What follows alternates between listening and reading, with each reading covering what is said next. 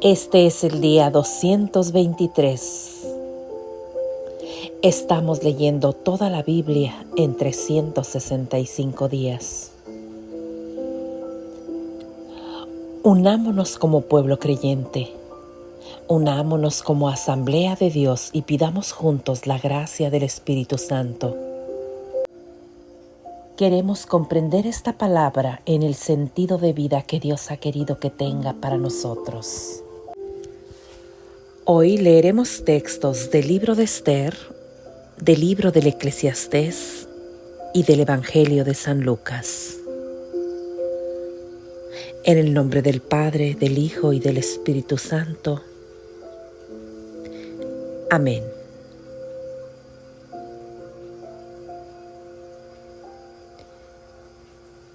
Del libro de Esther, capítulo 9. El día 13 del 12º mes, el mes de Adar, se dio vuelta a la situación. El mismo día en que se debía ejecutar la orden del rey y su decreto, ese día en que los enemigos de los judíos habían pensado exterminarlos, los judíos derrotaron a los que los odiaban. En todas las provincias del reino de Asuero se reunieron los judíos en sus ciudades para castigar a los que les habían deseado el mal. Nadie pudo oponerles resistencia porque todos los pueblos tenían miedo de los judíos. Todos los gobernadores de provincia, los jefes, los responsables y los funcionarios del rey ayudaron a los judíos por temor a Mardoqueo, porque Mardoqueo era un personaje importante en el palacio real. Su fama se había extendido por todas las provincias y ese hombre Mardoqueo se volvía cada vez más poderoso. Los judíos pasaron a espada a todos sus enemigos. Fue una matanza, una carnicería. Hicieron lo que quisieron con todos los que los odiaban. En la fortaleza de Susa los judíos mataron y masacraron a 500 hombres.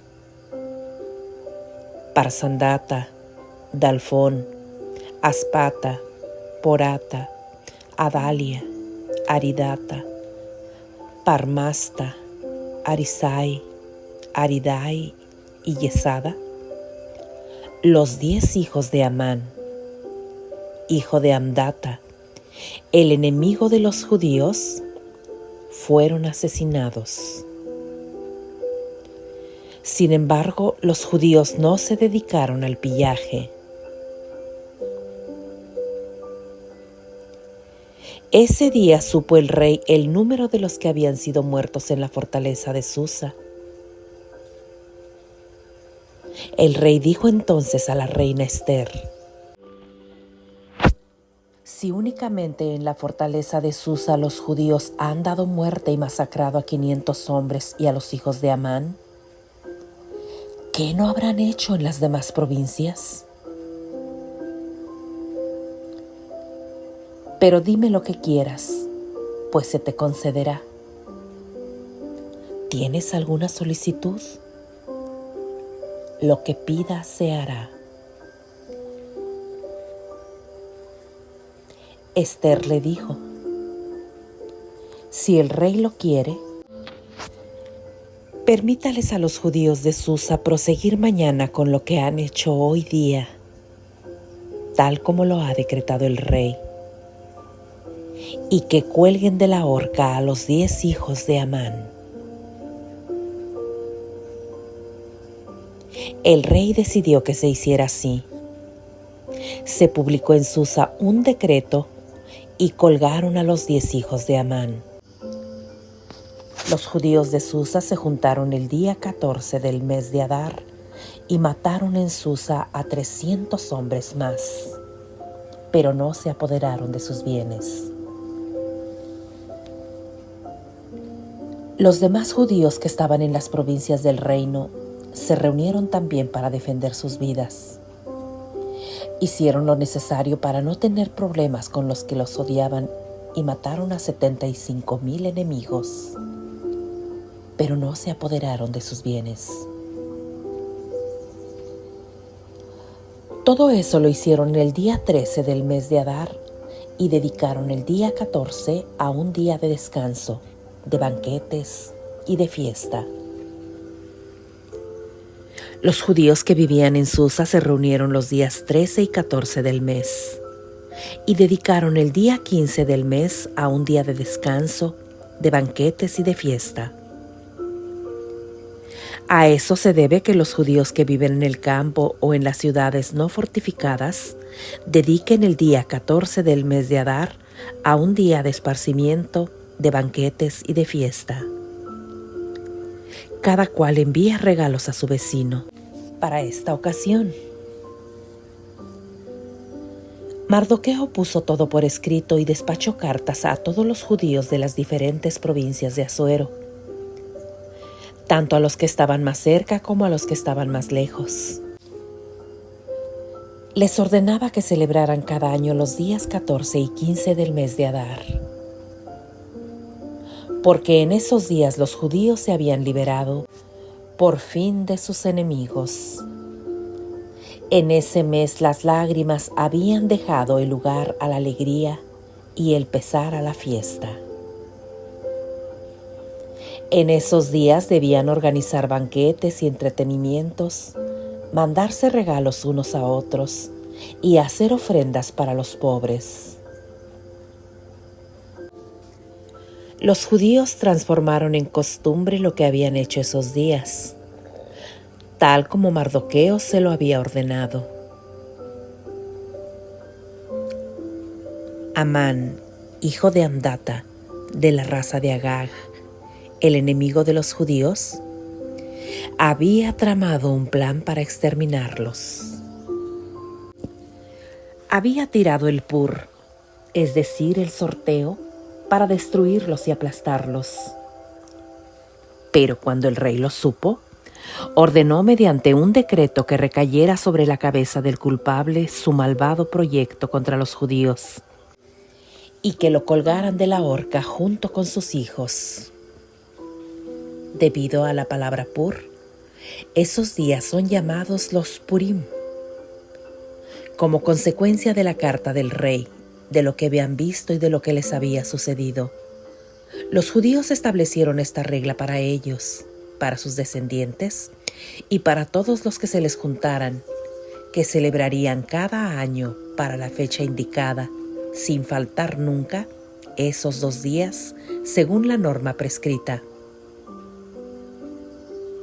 Cada generación, cada clan, cada provincia, cada ciudad debía conmemorar y celebrar esos 2 días, para que los judíos no olvidaran jamás, para que su recuerdo nunca se borrara. La reina Esther, hija de Abihail, y el judío Mardoqueo dieron el apoyo de su autoridad a esa segunda carta que se refería a los Purim.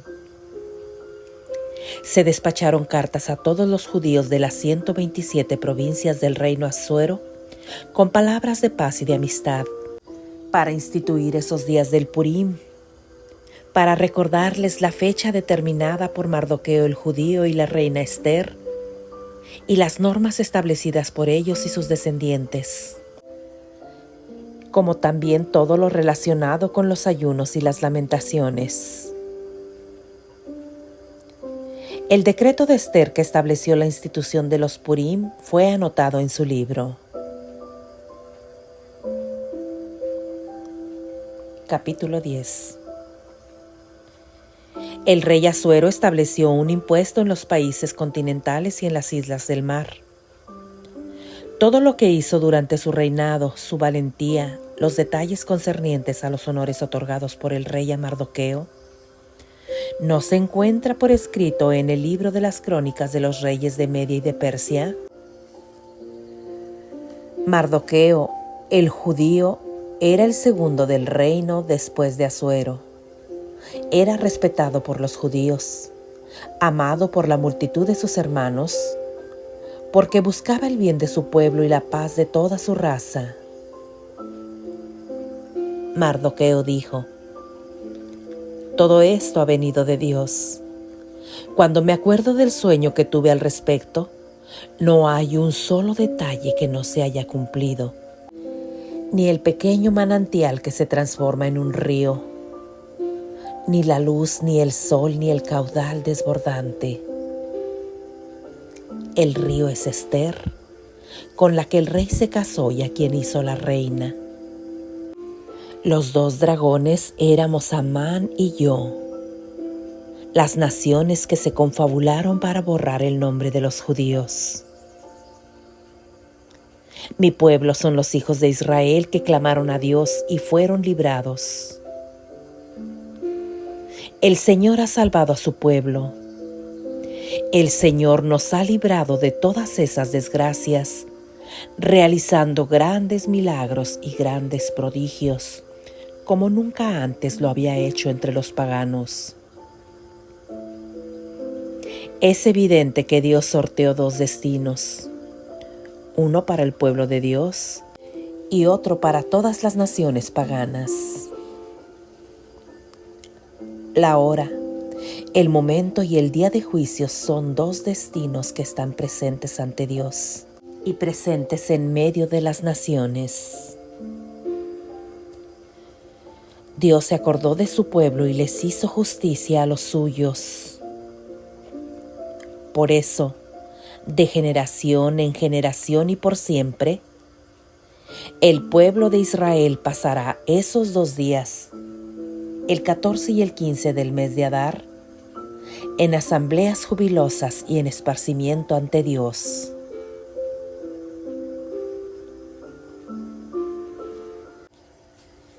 El año 4 del reinado de Ptolomeo y de Cleopatra, Dositeo se presentó como sacerdote y levita junto con su hijo Ptolomeo. Hizo entrega de la presente carta relativa a los Purim. Sostuvo que era auténtica y que había sido traducida por Lisimaco, hijo de Ptolomeo, un hombre de la comunidad de Jerusalén. Palabra de Dios. Te alabamos, Señor. Fin del libro de Ester.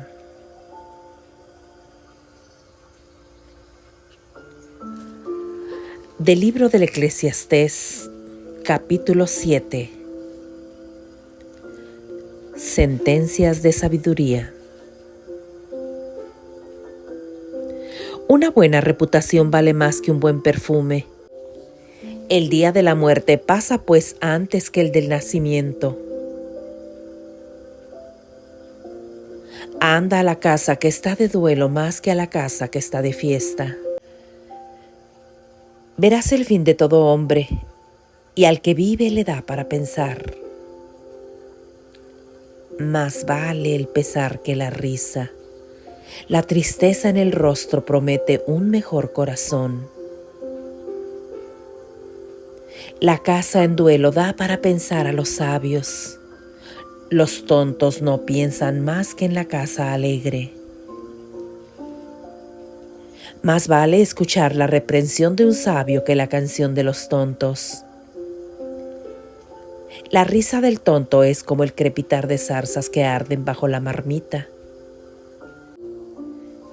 Esta es una cosa desconcertante. La corrupción pervierte incluso al sabio. Los regalos ahogan la conciencia. Terminar una obra vale más que comenzarla. Lo que cuenta es la perseverancia y no la pretensión. No dejes que tu espíritu ceda a la cólera. La cólera se siente a gusto en el tonto. No digas, ¿cómo serían los tiempos antiguos? Ciertamente mejores que los de ahora. Pues no es la sabiduría la que te hace formular esa pregunta. La sabiduría es útil para el que tiene tierras, cuánto más para los que ven el sol. La sabiduría es una protección como lo es el dinero. Pero la ventaja del saber es que la sabiduría da la vida a los que la poseen. Contempla la obra de Dios. ¿Quién podrá enderezar lo que Él ha curvado? En los días felices disfruta de la felicidad y en el día de la desgracia abre los ojos. Dios los ha puesto a ambos de tal manera que nadie pueda saber cuál será su fin.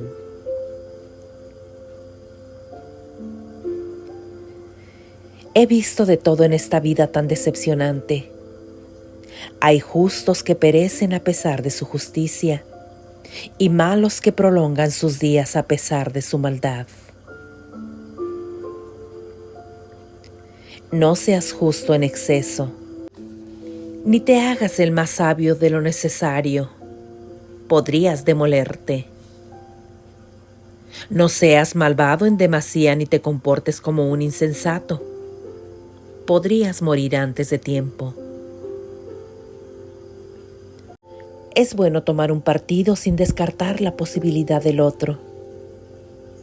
El que teme a Dios sacará provecho del uno y del otro. La sabiduría hace al sabio más poderoso que los 10 jefes de su ciudad. No hay en la tierra ningún hombre lo bastante justo como para hacer el bien sin nunca pecar. No hagas pues caso de todo lo que se cuenta.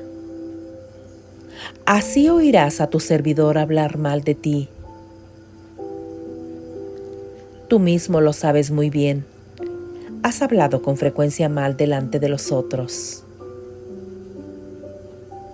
Todo esto lo he experimentado. Es cuestión de sabiduría. Me había dicho, quiero ser sabio, pero estaba tan lejos de mí. Está más allá de todo lo que existe. Cuando me dediqué a saber, a profundizar, a buscar la sabiduría y el porqué de las cosas, reconocí que la maldad es una tontería y una locura. Saqué esta conclusión, que la mujer es más amarga que la muerte. Ella es para el hombre una trampa, su corazón es una red y sus brazos cadenas. El que agrada a Dios se escapa de ella, el pecador se deja atrapar. Ella es lo que he encontrado, decía Coelet, al reflexionar sobre todas las cosas, una tras otra, para comprender. Sin embargo, busco todavía un hombre entre mil y lo encontré. Pero una mujer entre todas no la he hallado. Y esto es lo que vi. Dios hizo sencillo al ser humano, pero ellos se han buscado 1000 problemas. Palabra de Dios. Te alabamos, Señor.